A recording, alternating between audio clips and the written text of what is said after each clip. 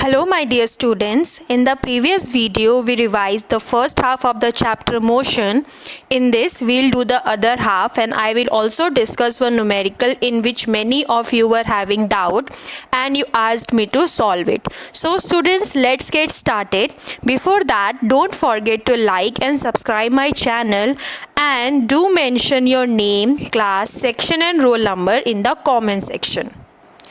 In the previous video, we have revised topics that were the concept of rest and motion, different types of motion, scalar and vector quantities in physics, the difference between distance and displacement, uniform and non-uniform motion, and speed and velocity.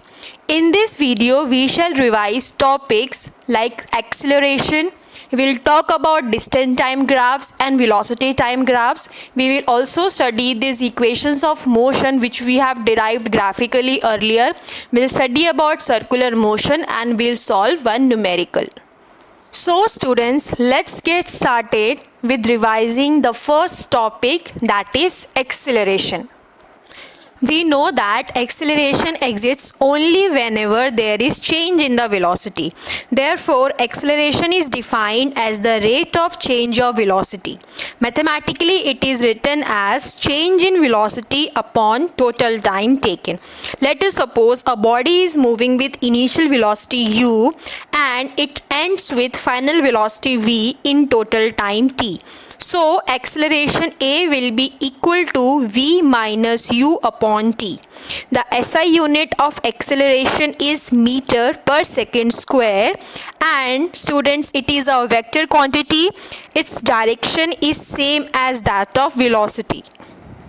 Now, acceleration can have different values based on the motion of the body. The acceleration is 0 when body is moving with constant velocity and we simply call it uniform motion. Acceleration has varying or we can say different values when velocity changes at different rate. It is also called non-uniform motion.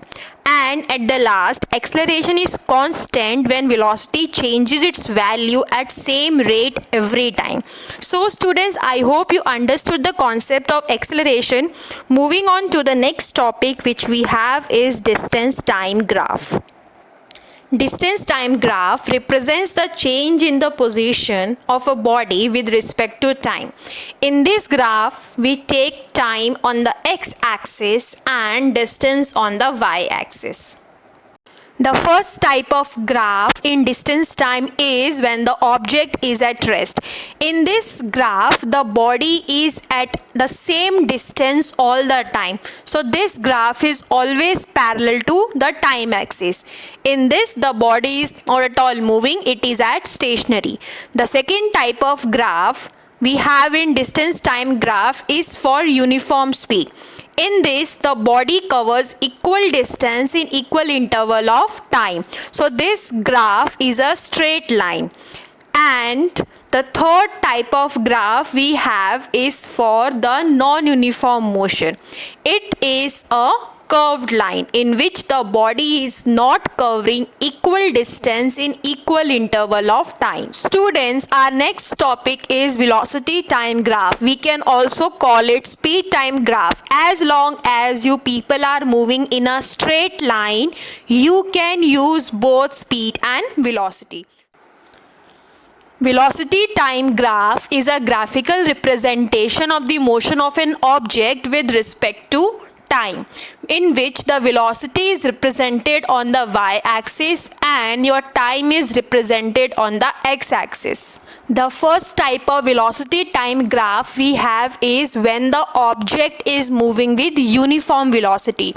In this, the graph is parallel to the time axis. As the velocity is same throughout the motion, therefore there is no acceleration and acceleration is taken as 0. The second type of graph in velocity time graph is when an object is moving with uniformly increasing velocity, and as the body is changing its velocity with equal amounts in equal interval of time, so we can say that the acceleration is constant, and here we have positive acceleration. Students, don't forget that the slope of velocity time graph gives you the acceleration produced by the body. The next type of velocity time graph is when the body is moving uniformly with decreasing velocity. Here we have acceleration, but it is a negative acceleration as the velocity is decreasing with time. In other words, it is also called retardation. The last type of graph in velocity time graph is when the body is moving with non-uniform velocity, and in such type of graphs the line which we get is not straight. As a whole it is not straight, it can be curved also. So we say that it is moving with variable acceleration. Students, our next topic is to revise equations of motion. Students, you might remember that we have derived these equations of motion graphically, but here we will simply memorize these three equations of motion. So students, if a body is moving in a straight line and u is the initial velocity of the body, v is the final velocity of the body, and while moving it produces acceleration a in time t, and the distance covered by the body is s, then the first equation of motion, which is also known as velocity time relation, is v is equals to u plus at. The second equation of motion is s is equals to ut plus half at square, which is also known as position time relation.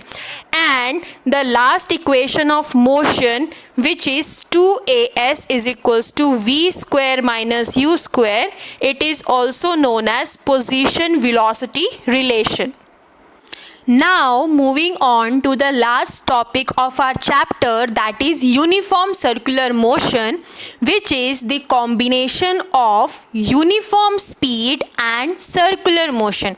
In such type of motion, the speed of the body remains same at every point of the motion. It is same everywhere, but as the object is moving in a circular path, its direction keeps on changing continuously. Therefore, when the direction is changing at every point, it attributes to the change in the overall velocity of the object as well.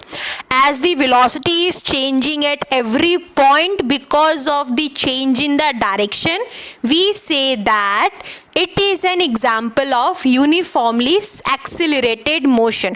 This direction of the speed always acts in a tangential direction that is perpendicular to the radius of the circle or the length of the thread. So to calculate the speed of the object in the circular motion, which completes one revolution in time t, is distance upon time, which is equal to the circumference of the circle, that is 2 pi r upon t. Now students, we are going to solve one numerical in which many of you were having doubt, and this is in text question of your NCERT book. In this question, a farmer is moving along the boundary of a square field which is of size 10 meter in 40 seconds. I'll repeat again. The farmer completes one round of the square in 40 seconds. You have to calculate the value of displacement of the farmer after 2 minutes and 20 seconds from the initial position.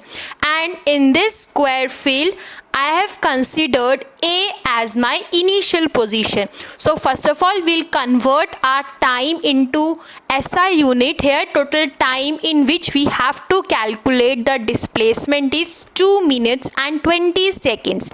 Now 1 minute is 60 seconds. So 2 minutes will be equal to 120 seconds. So 120 seconds plus 20 seconds is equals to 140 seconds. Now the number of rounds taken in 40 seconds by the farmer is just 1. So how many rounds he will take in 1 second? Yes, the rounds taken in 1 second will be 1 upon 40 round. We have to find out the number of rounds taken by the farmer at the end of 2 minutes and 20 seconds. So it means we have to calculate the number of rounds in 140 seconds. So by unitary method, we will multiply 140 into 140, which will give you 3.5 rounds. It means that the farmer will take 3 complete rounds of the square field, and after that half round more it will be taken. So in the first round he will take 1 round, he'll come to position A. In second round again he will come to position A. In the end of the third round also he will come to the initial position A. So he has taken 3 complete rounds. So after one more half round he will reach the half of the ground, that is 2 point C. So our initial position is A and our final position is C. So what is the shortest distance between A and C? It is nothing but AC. So AC will be our displacement. So students, we can calculate the value of AC by considering right angle triangle ABC and applying the Pythagoras theorem, which says that the square of hypotenuse is equal to the sum of the square of perpendicular and the square of the base. So putting all the values where our hypotenuse is AC, our perpendicular is BC and our base is AB. So AC square is equals to 10 square plus 10 square, which will be equal to 100 plus 100, that is 200. To remove this square from the AC, we will put under root on 200 and the final value we'll get is 10 root 2 meter. Therefore, this is the magnitude of the displacement the farmer completes after the end of 2 minutes and 20 seconds. So students, that was all about the chapter motion. Thank you for watching the video. I hope your all the doubts are cleared. We'll meet in the next video. Till then students, take care and bye-bye.